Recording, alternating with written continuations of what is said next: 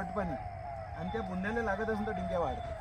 सरळ सरळ पाणी 2 फुटाच्या नंतर पाहिजे. बुंद्याला पाणी लागू नये. गड्डे करणं बंद झालंय तर गाण पद्धती. इथून 2 फूट मोठ्या झाडाचं बरोबर. याच्यामुळे जे आहे इथून कार्यक्षम आहे अन्न घेणार इकडे नाही आहे. म्हणून ड्रीपची लाईन 1-2 फुटावर इकडे 2 फुटावर तिकडे अशी पाहिजे. लहान झाड असेल तर 1 फूट. आता यांना हे ड्रीपचं इकडे लाईन बदलावं लागेल आधी टाकली.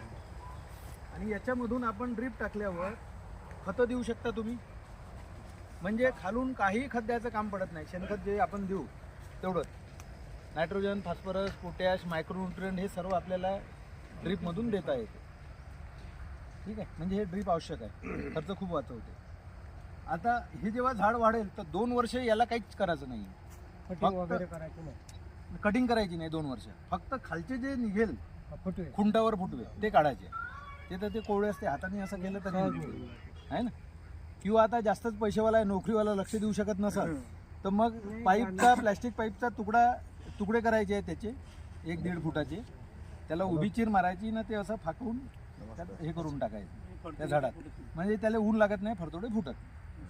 किंवा चुना मोरचून मारतो त्यांनी गळते.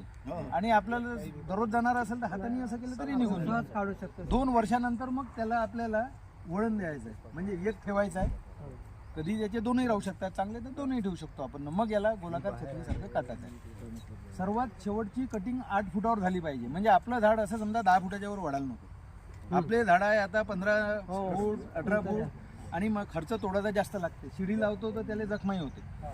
झाडाची कटिंग 10 फुटावर हाईट जर नाही गेली तर फळाची क्वालिटी चांगली राहते.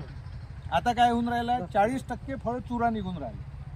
बारीक फळ जास्त असेल तर चुरा आहे. म्हणून फळं कमी राहील पण क्वालिटी राहील.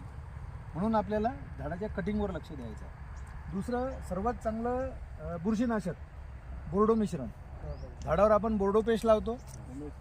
ठीक आहे, ते 1-10 आहे. म्हणजे 1 किलो चुना 1 किलो मोरचून 10 लिटर पाणी असं ते प्रमाण असते. आणि याच्यामध्येच आपण याला 100 लिटर केलं 90 लिटर पाणी टाकून तर ते झालं फवारणीसाठी. पूर्ण झाडावर फवारा, बुंद्यावर फवारा. खूप चांगलं बुरशीनाशकाचं काम करतं. फक्त पावसाळ्याच्या वेळेस मारू शकता कारण पाणी आलं तर हे धुवून निघतं फळावरचं. पाऊस नसताना मारलं तर फळावर डाग येईन. तर त्याच्यासाठी 0.6 म्हणजे 600 ग्रॅम चुना, 600 ग्रॅम मोरचून आणि 100 लिटर पाणी 0.6 एवढंच मारायचं आहे आपल्याला. तुम्ही मारून बघा. फळं असताना छोटे फळं असतात ना जुलैमध्ये त्यावेळेस फळगळ खूप कंट्रोलमध्ये राहील.